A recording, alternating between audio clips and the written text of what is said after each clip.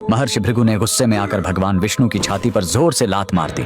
छाती पर माता लक्ष्मी का वास होता है। इस अपमान से आहत होकर माता लक्ष्मी हमेशा के लिए वैकुंठ छोड़कर चली गईं और यहीं से शुरू होती है दुनिया के सबसे अमीर मंदिर तिरुपति बालाजी के बनने की कहानी। वैकुंठ छोड़ने के बाद माता लक्ष्मी सीधे पृथ्वी पर आ गईं। यहाँ दक्षिण में एक राजा थे, आकाश राजन। एक दिन जब राजा एक यज्ञ के लिए मिट्टी खोदने के लिए जमीन पर अपना कुदाल चलाते हैं, तभी जमीन फटती है और एक चमकता हुआ कमल का फूल बाहर आता है। उस फूल में एक नन्ही सी दिव्य बालिका थी। राजा ने उस बच्ची का नाम पद्मावती रखा और उसे अपनी राजकुमारी की तरह बड़े लाड़ प्यार से पाला।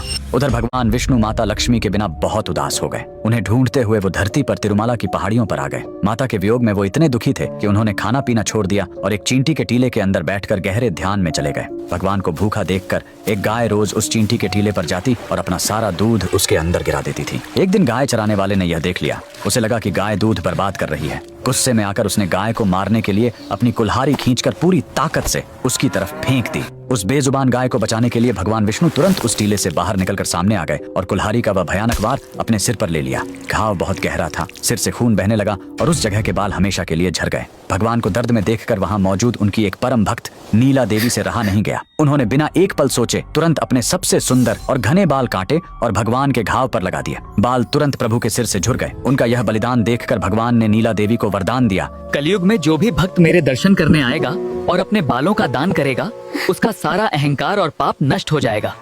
बाद में भगवान विष्णु जो धरती पर श्रीनिवास के रूप में रह रहे थे, उनकी मुलाकात राजकुमारी पद्मावती से हुई और दोनों का विवाह तय हो गया। चूंकि पद्मावती एक बहुत बड़े राजा की बेटी थी, इसलिए एक शाही शादी की जरूरत थी। लेकिन प्रभु के पास धन नहीं था, इसलिए भगवान श्रीनिवास ने धन के देवता कुबेर से एक बहुत बड़ा कर्ज लिया। कुबेर ने शर्त रखी कि कल युग के अंत तक भगवान को यह कर्ज ब्याज समेत चुकाना होगा। आज भगवान तिरुपति बालाजी उसी कर्ज को चुका रहे हैं। मंदिर में भक्त जो करोड़ों का धन और सोना दान करते हैं, वो कुबेर का कर्ज चुकाने के लिए होता है। और जो महिलाएं और पुरुष अपना सिर मुंडवाते हैं, वो नीला देवी के बलिदान का सम्मान करने और अपना अहंकार भगवान के चरणों में छोड़ने के लिए ऐसा करते हैं। अगर आप भी भगवान बालाजी के भक्त हैं, कमेंट्स में लिखें गोविंदा गोविंदा।